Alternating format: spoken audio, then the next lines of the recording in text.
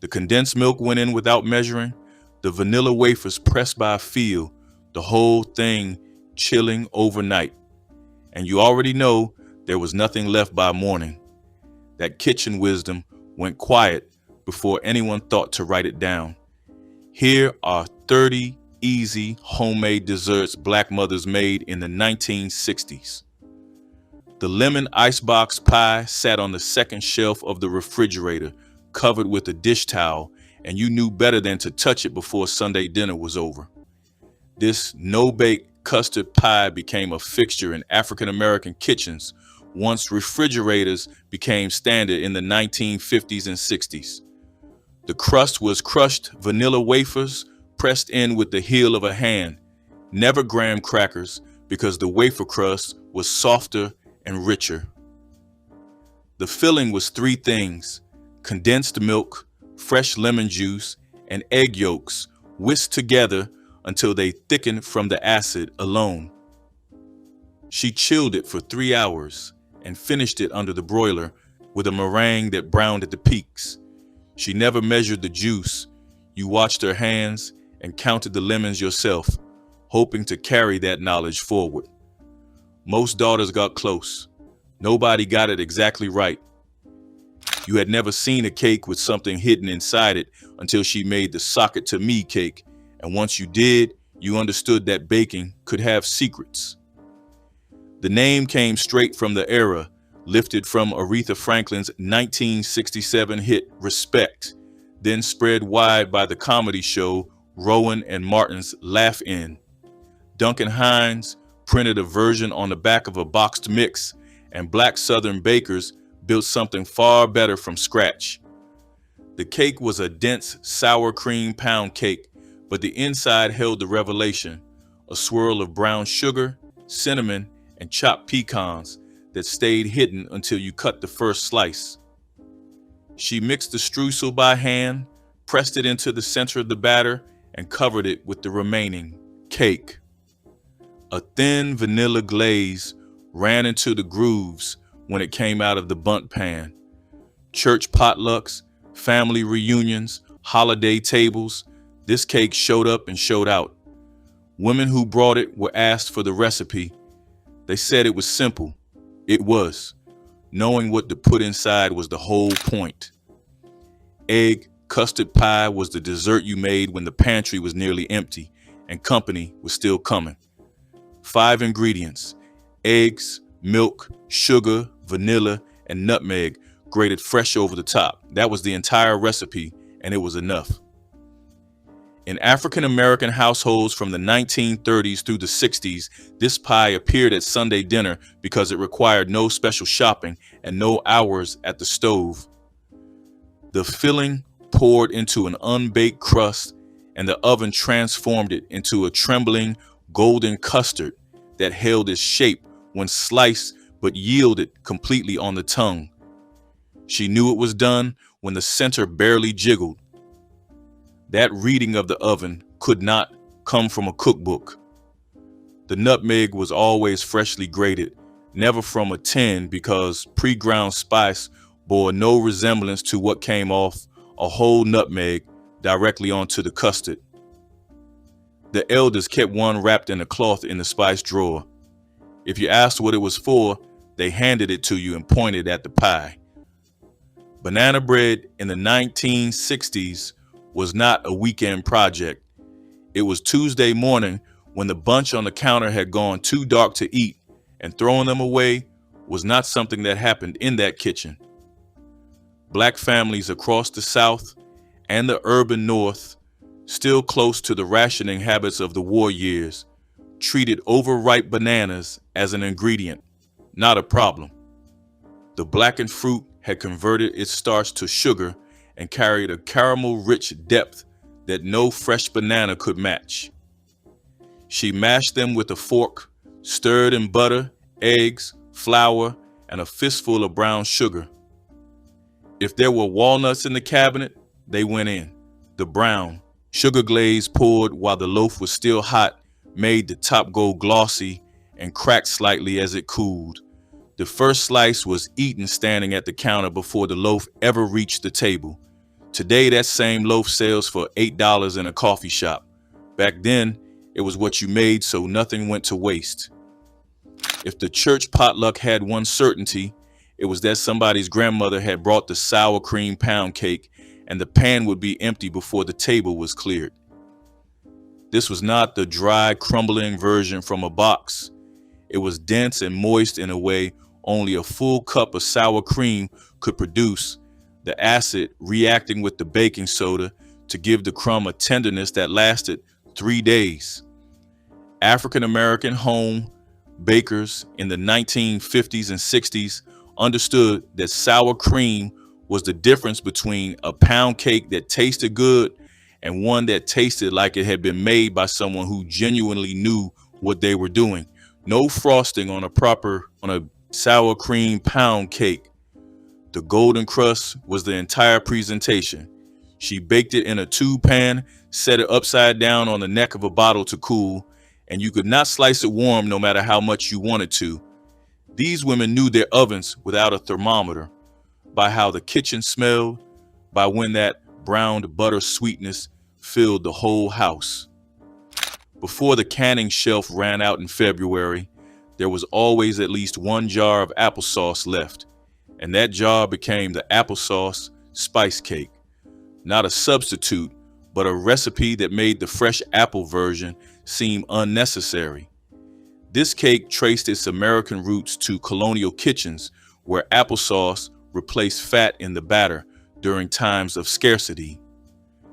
African American families in the rural South kept the tradition alive because apple trees grew in the yard and what they put up in summer lasted through winter.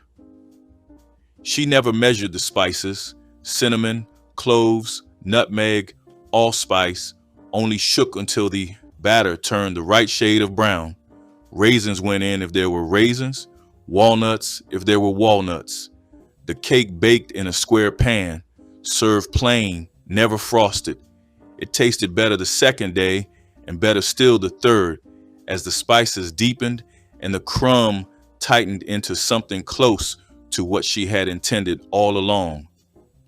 The peach preserves layer cake was why she spent 2 full July days at the canning pot, filling jar after jar with fruit from the neighbor's tree, because she already knew what those jars would become come November. African American women in the South understood preserving season as planning ahead. You were not canning for next week. You were canning for the holidays, for the church anniversary supper, for the birthday cake that would make the room go quiet when it was carried in. The cake was a yellow butter cake baked in 3 rounds, cooled completely before assembly. The filling went in thick between each layer, not jam, but the chunky, sweet tart preserves she had made herself. And the difference between homemade and store-bought was the difference between a dessert and a memory. She frosted the outside lightly, letting the gold of the peaches show at the edges. The cake rested overnight, the preserves soaked into the sponge, and the layers became one. Nobody thought to ask how she got the taste exactly the same every year while she was still alive to tell them. Long before anyone outside the Carolina Lowcountry knew what Benne wafers were, African American families in the Gula and Geechee communities of South Carolina had been making them for generations, the knowledge as distinctly theirs as the seeds themselves. Benne was the Wolof word for sesame, brought to the American South through West Africa during the slave trade. By the early 1700s, sesame was growing in South Carolina, where Black families cultivated it and built a culinary tradition still alive today. The wafers were thin and crunchy, nearly translucent at the edges, made from brown sugar, butter, and toasted sesame seeds dropped by the spoonful onto a baking sheet. The trick was the toasting. Seeds into a dry skillet, stirred until gold, until the kitchen filled with a nutty sweetness that meant they were ready. Underdone wafers tasted pale, overdone ones turned bitter. The right batch snapped clean and left a warmth on the tongue that lingered after the sweetness was gone. The peanut butter icebox pie was the dessert that required a refrigerator and not much else. And once families in Virginia and the Carolinas had that appliance, it became the summer offering that emptied before the others were half gone. George Washington Carver's research at Tuskegee in the early 20th century helped establish peanut butter as a pantry staple in African American kitchens across the South. The filling was cream cheese, beaten smooth, stirred through with peanut butter and powdered sugar, then lightened with whipped topping until the mixture could hold its own weight. It went into a vanilla wafer crust and chilled for 4 hours minimum. The pie sliced clean and cold without ever needing the oven on a 90-degree July day, which was the entire point. She kept it covered on the middle shelf. If you got up early enough on a Sunday morning, you could take a slice before anyone came downstairs. The crumbs on the counter gave you away every single time. The fresh coconut layer cake announced that something important was happening because nobody cracked and grated a whole coconut on an ordinary Sunday. In African American households across the Deep South through the 1940s and 60s, this was the centerpiece of church anniversaries that called for the good dishes. The coconut had to be fresh. Canned flakes were for weekday baking, not for this. She tapped the shell until it cracked clean, drained the milk into a cup, and grated the white meat by hand. That fresh milk went into the 7-minute frosting, a cooked meringue beaten in a double boiler until it stood in stiff white peaks. 3 layers, frosted between and all over, then covered completely in fresh coconut. Eating it, the tender crumb, the sweet frosting, the faintly savory chew of fresh coconut was a reminder of what could not be replaced once she was gone. There are people still living who remember the first time they tasted a lane cake and understood, without being told, that this was not an ordinary dessert. 4 layers of white sponge, each spread with a custard filling soaked in bourbon and loaded with pecans and raisins, then covered in white frosting that concealed every secret inside.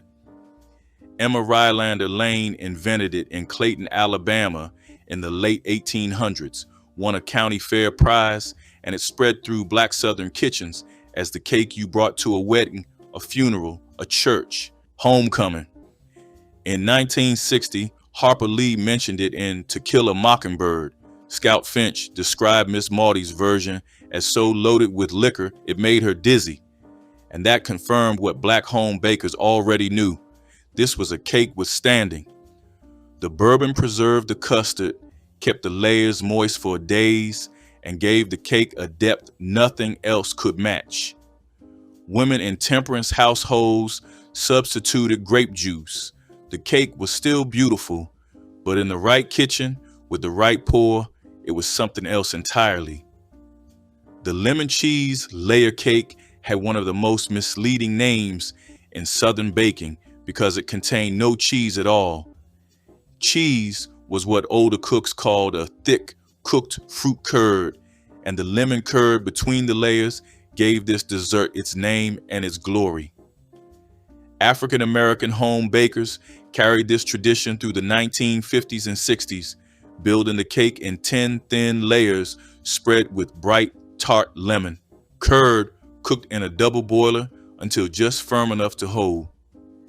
10 layers meant baking in shifts while the curd cooled and the kitchen smelled of citrus and butter all afternoon.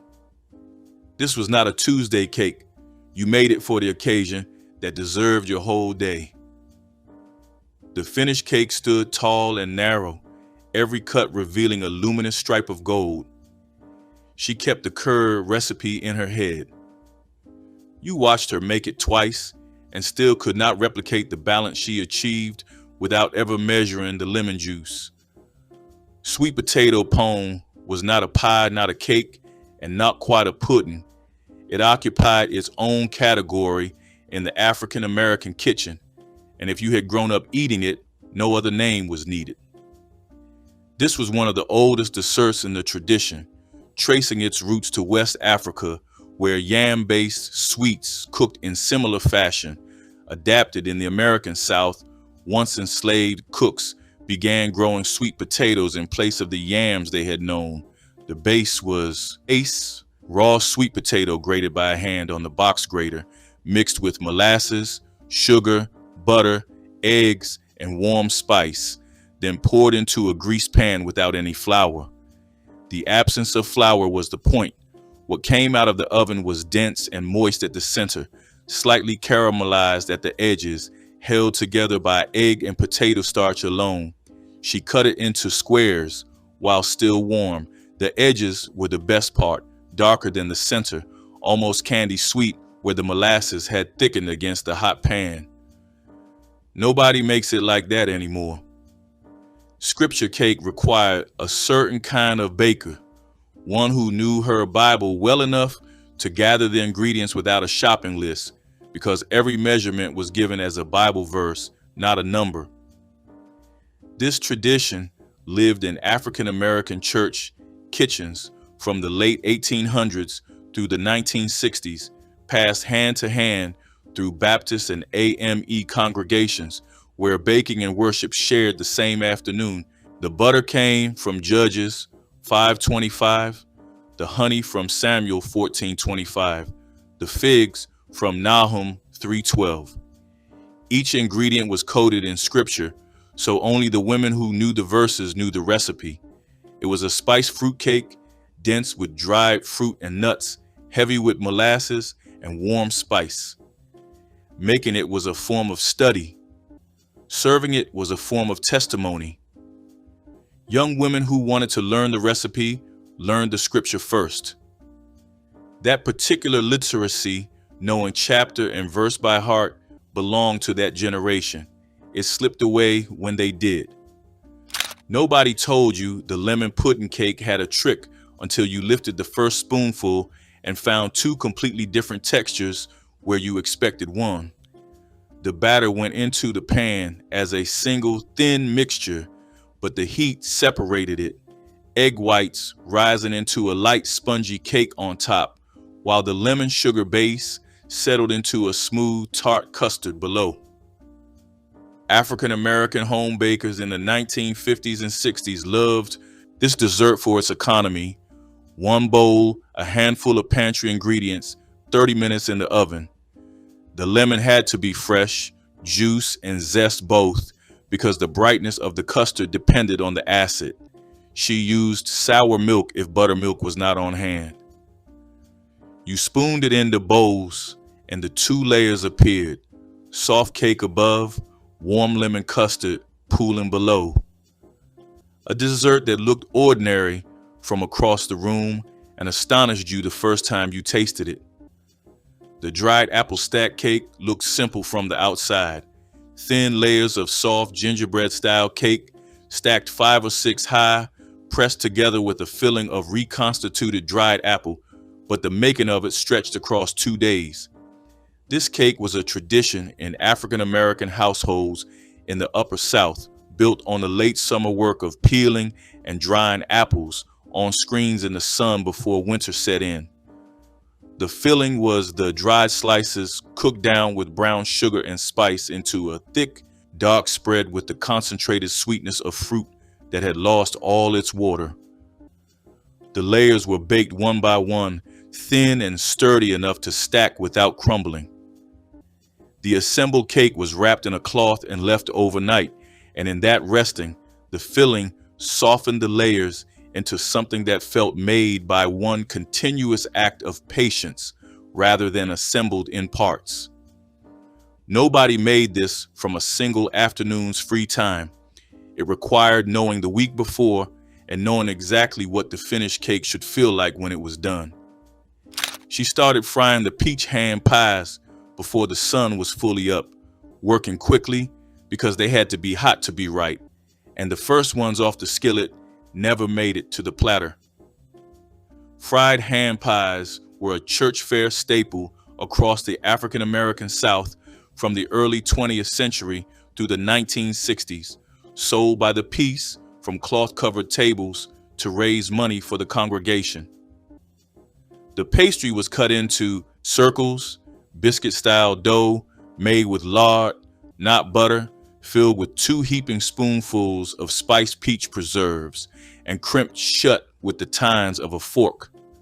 The lard gave the shell a short sandy texture that fried up to a deep gold in the cast iron skillet. Biting in, you got the crack of the pastry first, then the burst of warm peach. She turned them with a slotted spoon and watched them without looking away, because 30 seconds too long in that oil was the difference between perfect and ruined. Bread pudding was the proof that a kitchen wasted nothing, that yesterday's bread left out overnight could become today's dessert if the right hands were on it. In African American households through the 1940s and 50s, bread pudding began with whatever had gone stale, leftover biscuits, day-old cornbread, white bread dried out overnight, the pieces soaked in a custard of eggs, milk, sugar, and vanilla until each one had absorbed as much liquid as it could hold, then baked until the top crisp gold and the inside stayed moist and soft. But the whiskey sauce was what made it unforgettable. Butter, powdered sugar, an egg yolk, and a generous pour of bourbon, heated and stirred until it thickened and turned pale gold and smelled like something meant for grown-ups. She poured it warm over each serving. The sauce soaked into the crust and pooled in the valleys, and the combination of warm pudding and that bourbon sweetness was the kind of thing you remembered for years. Pecan Divinity candy came out once a year, always in December, always in a kitchen that smelled like sugar and wood smoke, and only if the weather cooperated, because if it was raining, she would not make it.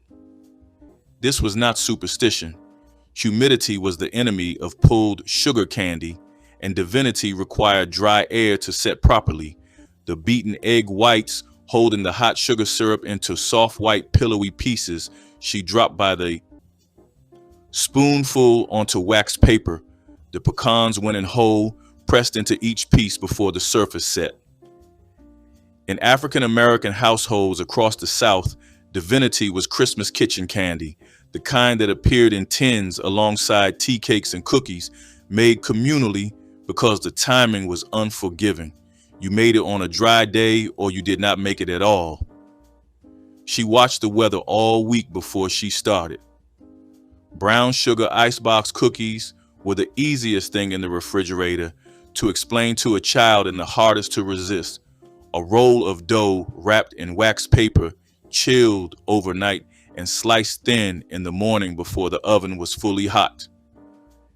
This was the church cookie exchange staple of the 1950s and 60s, the dessert that traveled well, held for days, and could be made ahead when the holiday kitchen was already running at full capacity. The dough was simple: butter, brown sugar, egg, flour, a pinch of salt, and a splash of vanilla, rolled into a log and chilled until firm enough to slice into perfect rounds that held their shape without spreading. What made them distinctive was the deep, almost caramel flavor of the brown sugar itself, deeper and more complex than white sugar ever produced in a cookie. She made the dough on Wednesday, sliced and baked on Saturday, and by Sunday afternoon at the church potluck, the plate came home empty. The recipe lived in no book. It lived in the muscle memory of a hand that had made it so many times it no longer required thought. The coconut icebox cake required no oven and no skill that could not be learned in an afternoon, which was exactly why it became a fixture in African American kitchens during the 1950s and 60s, when the refrigerator had made a new kind of dessert possible. The method was layers. Vanilla wafers and sweetened shredded coconut alternated in a deep dish, each layer bound with a mixture of sweetened condensed milk and sour cream, then covered and chilled overnight until the wafers softened completely into something that could only be called cake. The coconut absorbed the cream, the wafers absorbed the coconut, and by the next morning, the dish sliced cleanly and tasted like something that had taken far longer than it had. It was a Depression-era instinct applied to a new appliance, making something from almost nothing, sweetening it with patience rather than effort. That instinct is harder to find now.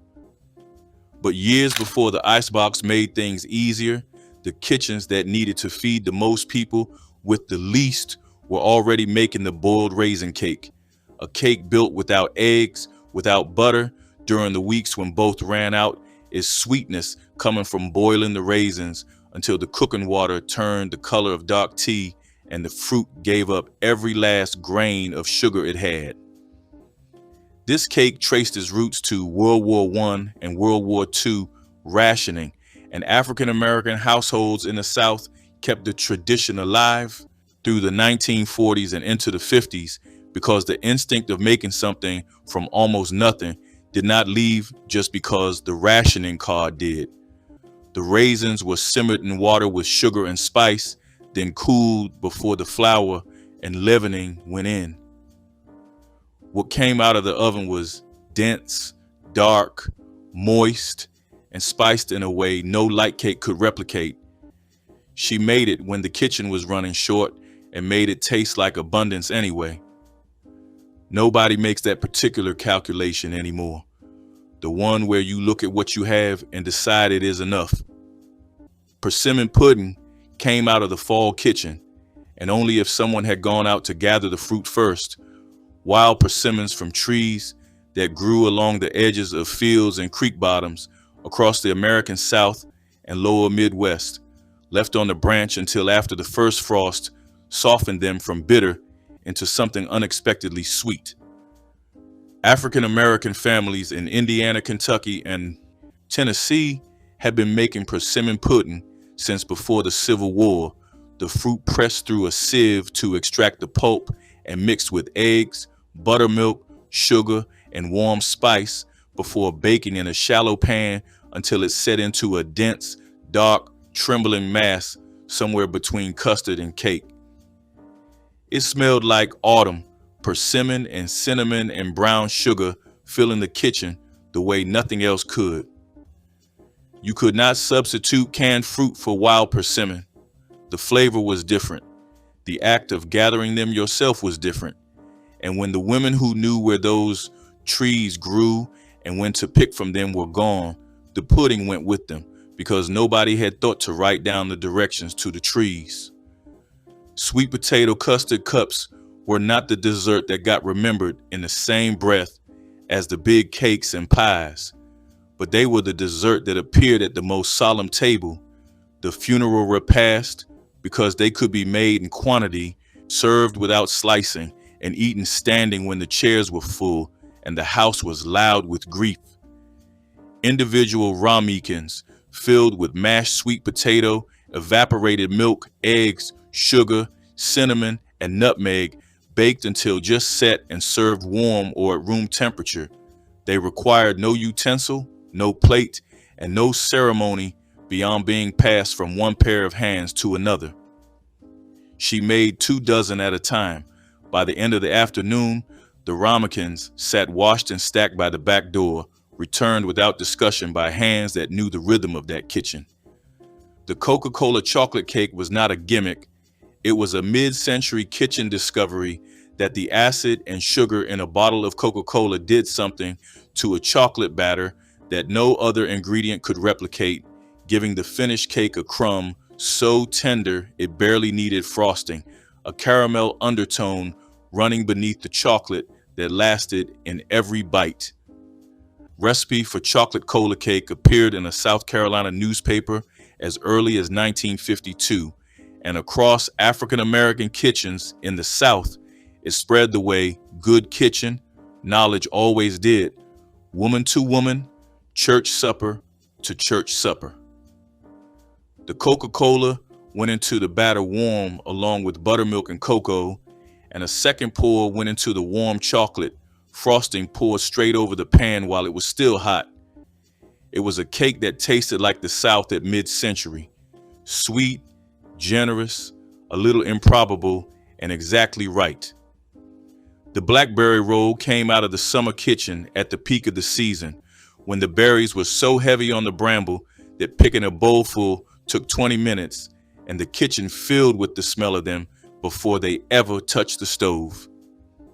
She made the dough the way she made biscuit dough: flour, lard, buttermilk, worked just enough and no more, then rolled it thin, spread the fresh berries across the surface with a handful of sugar, and rolled the whole thing up before setting it in the baking dish with a thin sugar syrup poured over the top. As it baked, the syrup soaked through the dough, the berries burst, and the whole thing became something between a cobbler and a cake, pulling apart in soft stained slices that leaked juice onto the plate. She made it when the berries were ready, which meant a few weeks in July, and that was all. There was no substituting frozen fruit. There was no making it in February. There was only that specific window in that specific summer with her at the center of it. Those summers are over. That kitchen went quiet a long time ago. Japanese fruitcake held a mystifying name that had nothing to do with Japan and everything to do with Southern Black Christmas tradition. This layered spice cake, alternated with coconut filling, became the centerpiece that grandmothers started preparing weeks before the holiday arrived. The layers were dense with raisins, nuts, and warm spices, cinnamon, allspice, and cloves that perfumed kitchens for days. Between each layer went a cooked filling of fresh coconut, sugar, and citrus that set into something almost candy-like. Families debated whether the name came from the exotic coconut or simply from wanting the cake to sound fancy. What mattered more was the ritual: children grating coconuts by hand, mothers stirring filling on the stove, grandmothers supervising every step. The cake improved as it aged, wrapped in cloth and stored in cool pantries where flavors melded into something transcendent. By Christmas morning, each slice revealed beautiful layers that tasted like heritage itself. Stack cake with dried apple filling was a community dessert that brought neighbors together for African American Christmas celebrations, each layer representing a different family's contribution. Each family baked thin, cookie-like cake layers using molasses or brown sugar, then brought them to gatherings where the stack was assembled.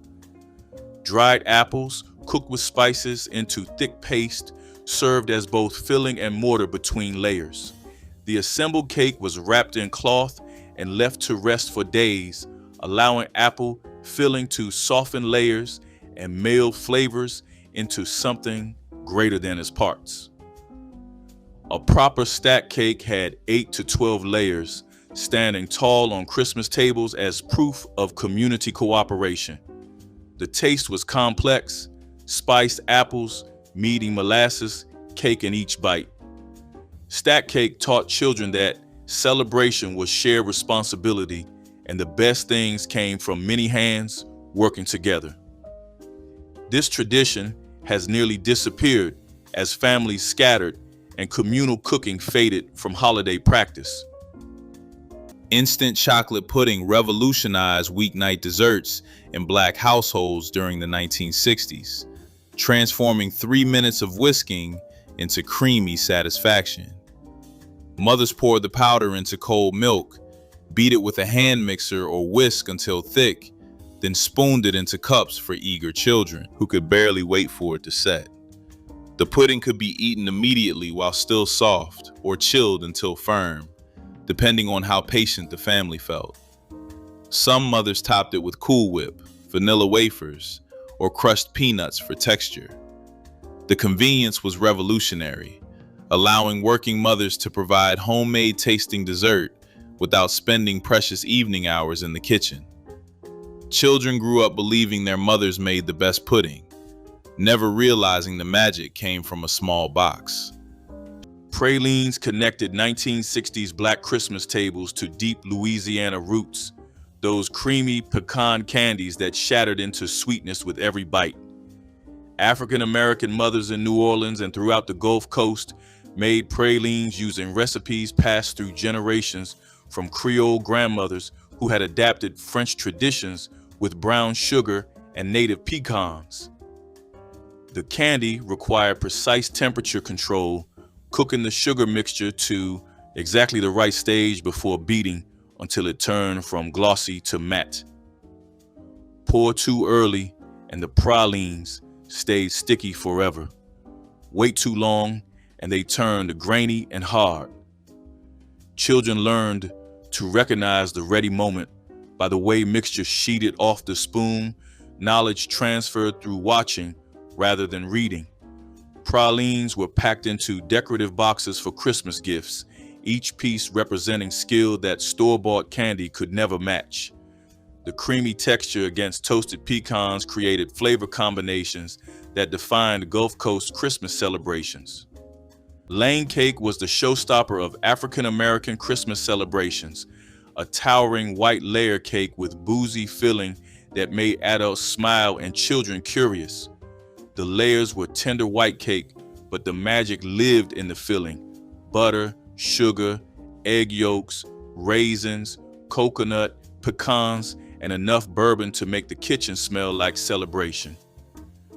The filling was cooked slowly until thickened, then spread generously between layers while still warm. Fluffy white frosting covered the outside, hiding treasure within until the first slice revealed swirls of golden filling studded with nuts and fruit. Making Lane cake was an all-day affair that brought generations together, stirring and tasting and guarding the bourbon bottle from overly helpful hands. It was served at Christmas dinner as the final course, a reward for patience and togetherness. Lane cake requires skill and time that modern cooks rarely invest, leaving it as a fading memory of celebrations past. Vanilla wafer banana pudding cups were the dessert that appeared at church suppers, family reunions, and Sunday dinners without fail.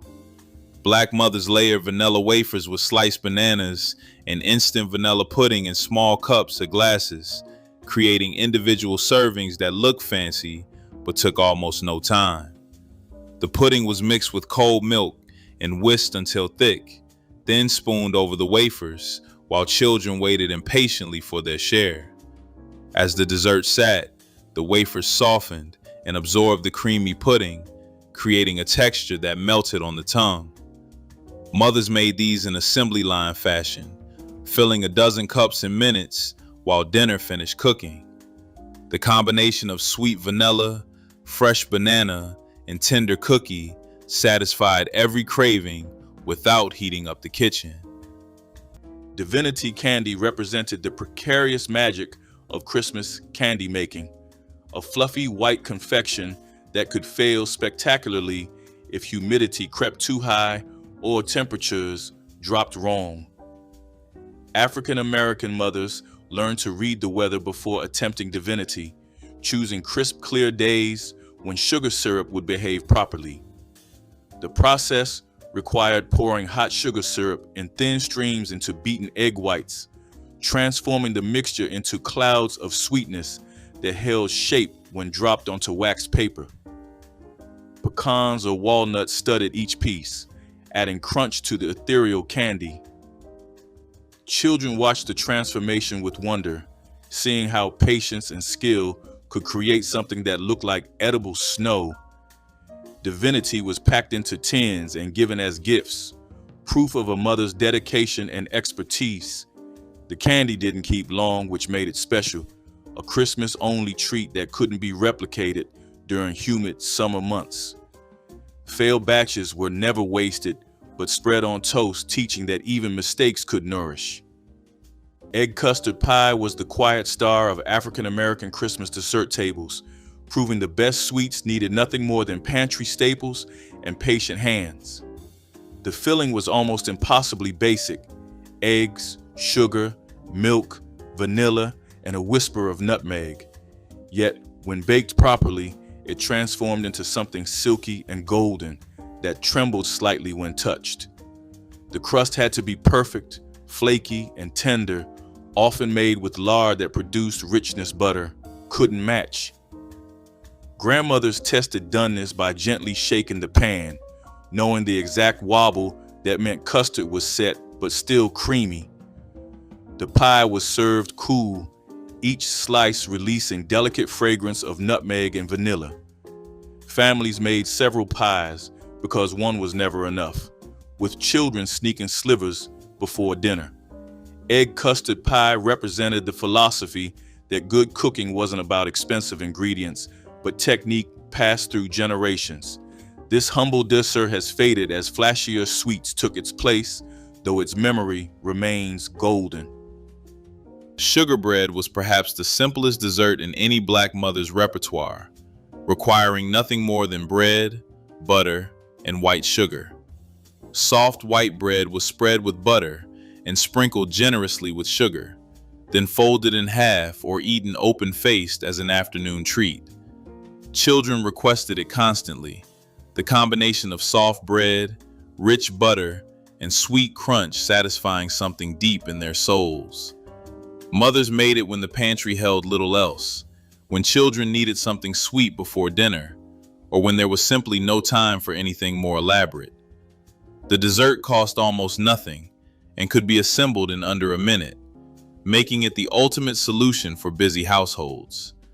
Some mothers toasted the bread first for extra crunch, while others added a dash of cinnamon to make it feel fancy.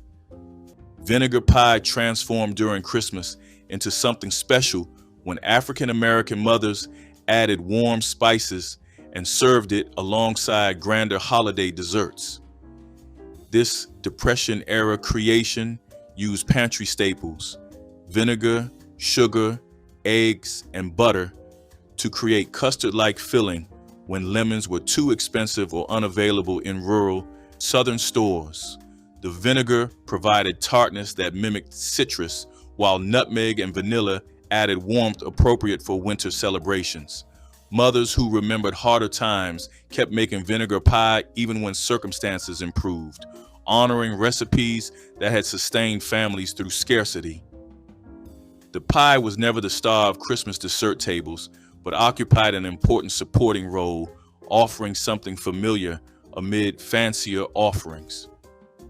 Children who grew up eating vinegar pie often didn't realize until adulthood that it was born from necessity rather than choice. The recipe represented resilience baked into every slice, a reminder that creativity could transform limitation into tradition. Persimmon pudding appeared on African American Christmas tables when wild persimmons ripened in late autumn, their orange globes hanging from bare branches like holiday ornaments. Families knew to wait until frost sweetened the fruit, transforming its astringent bite into something almost tropical. The persimmons were pressed through colanders to create smooth pulp that formed the heart of this custard-like dessert. Mixed with eggs, buttermilk, brown sugar, and spices, the batter baked into something between bread pudding and pie, dense, moist, and deeply flavored. Children helped gather fruit, learning which trees produced the sweetest persimmons and how to spot ripeness by touch. The pudding was served warm with hard sauce or cold cream, its flavor impossible to replicate with store-bought ingredients. Persimmon pudding connected families to the land and seasons in ways modern desserts cannot. It has largely disappeared as wild persimmon trees became scarce and foraging traditions faded from memory. Jello with fruit cocktail was the jewel-toned dessert that sparkled on tables across Black households throughout the 1960s. Mothers dissolved bright red, orange, or green gelatin powder in hot water, stirred in cold, then folded in canned fruit cocktail before chilling. The result was a wobbly, sweet treat that children found endlessly fascinating, watching the suspended fruit pieces float in the colorful gel. It required no cooking beyond boiling water and could be made the night before, freeing mothers for other tasks. The dessert appeared at potlucks in decorative molds, at home in simple bowls, and always drew smiles from children who loved its bouncy texture. Fruit cocktails stretched the dessert further, making one box of Jello feed the whole family with fruit in every spoonful. These desserts left when the kitchens that held them went silent. Subscribe and leave the name of the one your family made